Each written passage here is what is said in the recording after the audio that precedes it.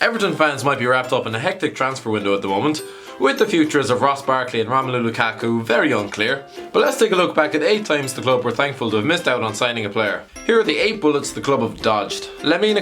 Ronald Koeman probably counts his blessings every night that he didn't waste £80 million of his transfer budget on Lemina last summer. After a stellar end to the 15-16 season with Sunderland, the Ivorian was heavily linked with a switch to Goodison Park. He went on to express his disappointment at missing out on a golden opportunity, and to hammer home his point, chose to spend all of last season playing like a man who'd given up on his career. After such a wretched campaign, it looks like the 28-year-old will be playing the likes of Bury, Barnsley and Preston next season. Moussa Sissoko. Never sign a player off the back of one football tournament. Everton and Spurs had clearly fallen under Euro 2016 spell, choosing to focus on the Sissoko that performed pretty well for France, and not the one who had barely broken into a sweat all season as Newcastle tumbled into the Championship. Everton agreed a £30 million fee with the Magpies for his services, with Mike Ashley trying to conceal his laughter no doubt, and even chartered a private plane to fly the Frenchman to Merseyside, only for Spurs to nip in and steal him at the last minute. Considering he's yet to score a goal or even make the tiniest bit of impact in North London, that's probably £30 million saved by the Toffees. Eder. With all the focus on Cristiano Ronaldo's tears, tantrums and mots last summer, you might have actually forgotten who scored the winning goal for Portugal in the Euro 2016 final.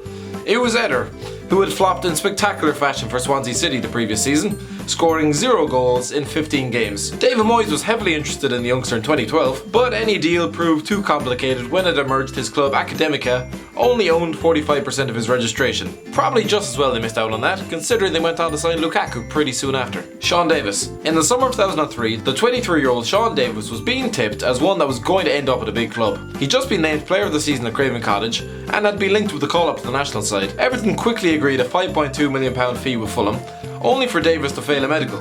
His career didn't exactly pan out the way he might have hoped.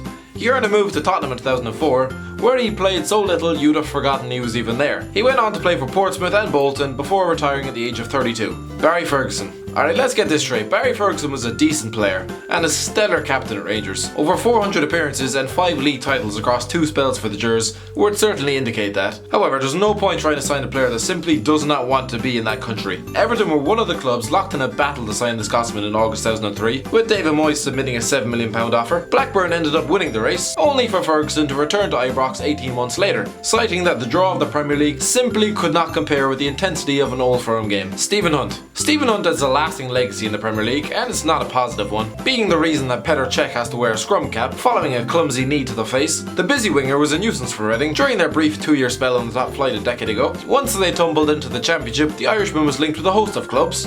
Everton were one of them. The Toffees submitted a deadline day bid of £5 million for the winger in August 2008. However, what scuppered the deal was the club's inability to scrape together the full sum up front, which would have triggered his release clause. Which seems a bit mad 10 years later when they're willing to blow £60 million on Sissoko and Balassi. Considering Everton were battling for a Champions League spot, the addition of the Irish headless chicken would not have benefited them much. He ended up being relegated twice more with Hull City and Wolves, before hanging up his boots with Coventry City in League One. Mikel Forsell. If you thought Chelsea loaning out top players was a new habit they've picked up, think again. During the 03-04 season, Mikel Forsell was wreaking havoc on the Premier League, scoring 19 goals in 37 games for Birmingham City, despite being contracted to Chelsea. Injuries restricted him to just 5 league appearances the following season.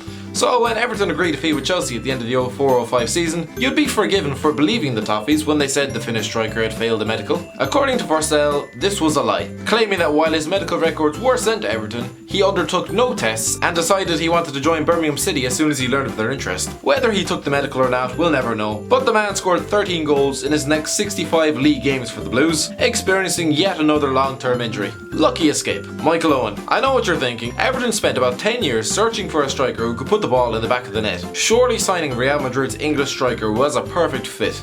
Not to mention it would have rightly pissed off Liverpool fans. However, with Everton having had a £10 million bid rejected by Feyenoord for Dirk Kuyt, David Moyes was adamant that he was going to make a statement of intent during the summer of 2005. The one-away Owen had his heart set on Liverpool, and so chose not to sign for Everton. Sure, wouldn't be like him to sign for their rivals now, would it? 1 week later, he was signing a contract for a team who had finished 10 places below Everton the previous season. The English international went on to frustrate the Geordies during his 4 years up north, failing to repay their significant investment due to a series of injuries, poor form, and most unforgivably of all, a lack of effort. Does that sound like something Everton fans wish they were a part of? Thanks for watching. Don't forget to like, share and subscribe, and make sure you check out Footy Feed for all the latest transfer rumours and news.